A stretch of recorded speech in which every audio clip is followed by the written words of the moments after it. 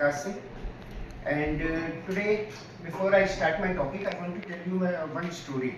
It's my personal story, but the reason why I want to tell you this story is because everyone would be able to relate to it. So I graduated from college in 2021, and it was a very hard time. The second wave of COVID-19 was there, and I got placed. I was lucky enough to have got a college placement, but you know what?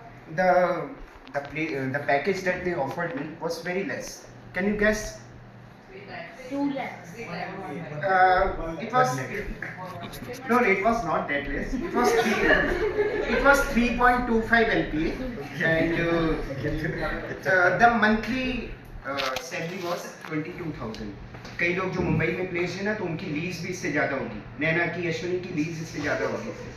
सो मैं बड़ा परेशान था, क्या करें. College का education loan भी था. मैं उस 22,000 में क्या कमाता, क्या अपना लोन भरता और क्या सेव करता. बहुत मुश्किल का टाइम था, but still I went there और मैंने 2 महीने नौकरी करी. तो ज़्यादा अच्छा नहीं लगा. आई टुक अ बोल्ड डिसीजन और मैंने अपने फादर से कहा कि मुझे 1 साल का टाइम चाहिए प्रिपरेशन के लिए. And my father was very kind enough. उन्होंने मुझे अलाउ किया और मैं अपना बोरिया बिस्तर ले करके घर वापस आ गया.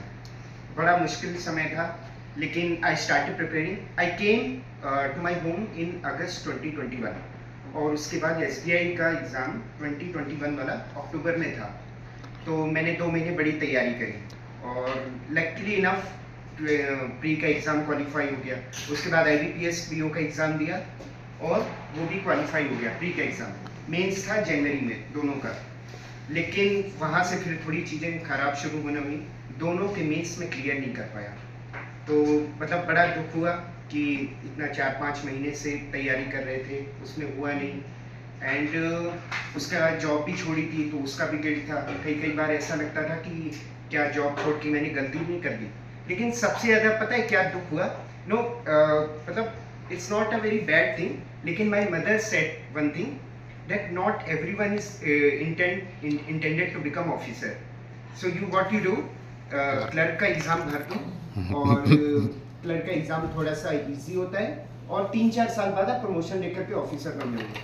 तो मुझे लगा कि यार मेरी मम्मी मुझे इतना बुद्धू समझती है. तो मतलब मैंने उनको ये बोला कि आप मुझे ना बस 6 महीने का टाइम दीजिए और इस 6 महीने में मैं कितने टाइम पे सोता हूँ, क्या खाता हूँ, कैसे रहता हूँ, मतलब मुझे भूल जाइए कि मैं इस घर में रहता भी हूँ. और उन्होंने वैसा ही किया. मैंने 6 महीने बहुत मेहनत करी और उसके बाद 2022 में फिर से एग्ज़ाम दिया. लकीली इस बार दोनों एग्ज़ाम क्लियर हो गए, IBPS PO and SBI PO.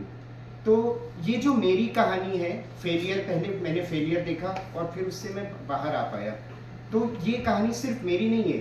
I am sure सबके साथ कहीं ना कहीं लाइफ के किसी न किसी स्टेज में ऐसा हुआ होगा. लेकिन एक फेलियर से ज़िंदगी ख़त्म नहीं हो जाती.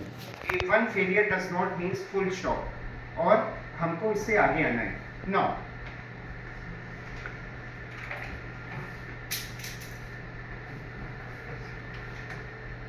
so now while embracing failure and coming out of the failure, there are 3 A's involved.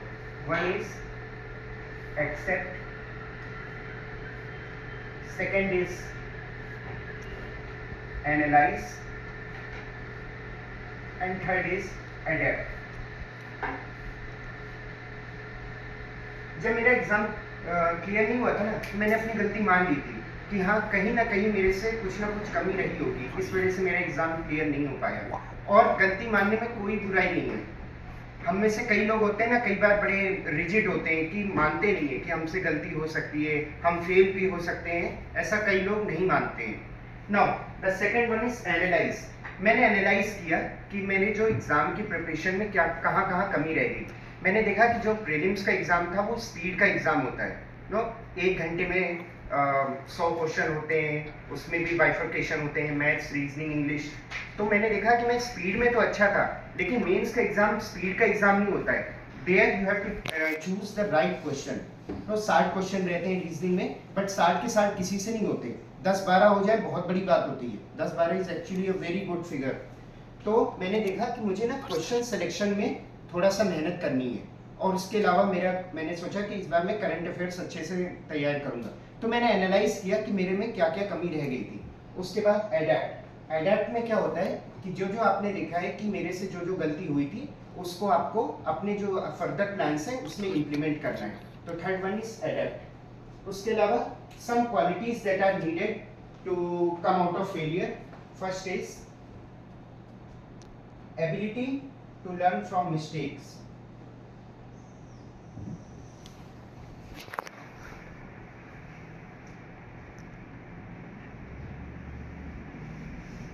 Second is resilience.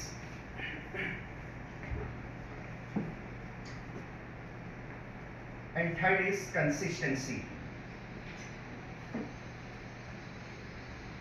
मैंने बताया कि मिस्टेक से जब तक हम सीखेंगे नहीं तब तक आगे फेल होने की ज़्यादा चांसेस हैं, लेकिन अगर हम अपनी गलतियों पे काम करेंगे ना तो अगली बार चांसेस बहुत कम हो जाते हैं कि हम फेल हों। Second is resilience.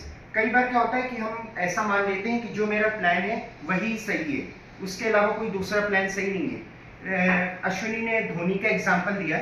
मैंने कई बार देखा कि धोनी ना एक्चुअली जब वो फील्डिंग करने आता था, जब वो इंडिया की फील्डिंग रहती थी, तब वो एक पर्टिकुलर बैट्समैन के लिए एक प्लान डिवाइस करता था कि मैं इसको ऐसे आउट करवाऊंगा। लेकिन कई बार क्या होता है कि सिचुएशन में कि वो प्लान फेल हो जाता है, तो तब हमें क्या है कि अपने प्लान में थोड़ी सी रेजिलियंस लानी पड़ेगी। रेजिलियंस मीन्स लचीलापन, मतलब अपने प्लान्स को थोड़ा स्प्लिट करना पड़ेगा। तो that is very important. Now third is consistency. कई बार क्या होता है, जैसे आप मेरा एग्जांपल देख लीजिए, मार्च 22 से लेकर के अक्टूबर 22 तक, मतलब 6-7 महीने का टाइम था। मैंने डेली 5-6 घंटे पढ़ाई करी। It's very difficult to maintain consistency. कई बार क्या होता है कि हम लोग शुरू करते हैं वेट लॉस में, कई बार लोग जिम जाते हैं तो 1 हफ्ते जाते हैं, 15 दिन जाते हैं, लेकिन कंसिस्टेंसी बिल्ड नहीं कर पाते, एंड देन दे कि हमारा प्लान फेल हो गया। तो that is very important. Now I'm a huge fan of one book, A Song of Ice and Fire. No, a very popular series, Game of Thrones, has been made on this. So there one line is written, one character is there, Tyrion Lannister. So he says that death is so certain, while life is full of possibilities.